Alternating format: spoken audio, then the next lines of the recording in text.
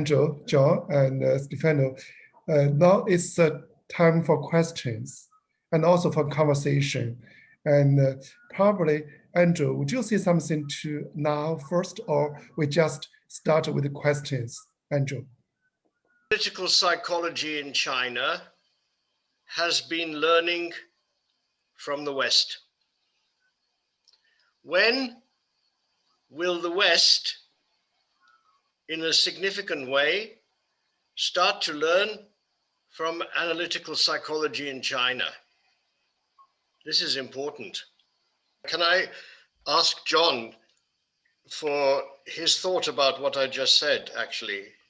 Oh, yes, absolutely. I spend at least 10 hours of every week talking to someone in China. And I mean, there are quite a number of someones now, or either who I met in China and is now living somewhere else, or more often in China itself. And every session I have, I learn something. And one of the things I've learned from China is people who are not afraid to listen and learn the psychology rather than argue with it before they've even taken it aboard. When I said to one person in my practice who gave me a dream, and I said, you know, that sounds like maybe this particular character in your dream is a trickster. I wonder about that. Oh yes, function number 7. Of course, that would have to be my extroverted feeling. I can't get that kind of response in San Francisco, where I've been teaching typology with the very same 8-function, 8-archetype model for 30 years.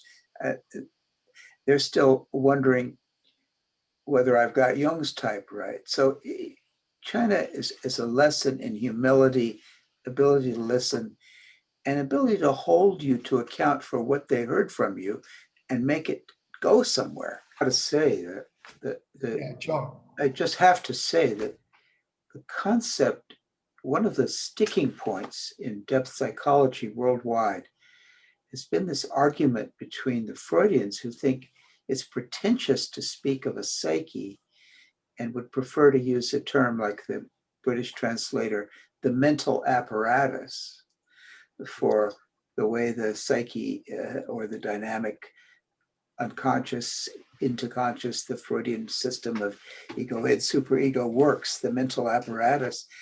And then Jung's insistence on the term psyche, and then the very difficult term soul, which gets into many fantasies about certain religions and certain ideas about everything from the afterlife to the future life. For you to have come up with such a beautiful term as heart-mind, to translate the Chinese word sin, which I think is a good translation, it's so much better than mental apparatus or psyche or soul. It's so practical. If everyone everywhere would say, what does the heart mind say? I think the politics would get very different very fast. And depth psychology would realize its ambition, as Andrew has tried to dream it forward. That's a great contribution. And it doesn't take away the irrational at all. It doesn't reduce it to thinking and feeling. Heart, mind, these are bodily organs, and they have their telepathy and they have their sensation, as well as the ability to think and feel. And the types emerge out of that. Consciousness emerges out of that. This is really a good term. You created it, and I think about it every day. It would be much easier to talk to people with that language than ours. So that's a very specific example of China teaching something to the West. Yes. Thank you, China.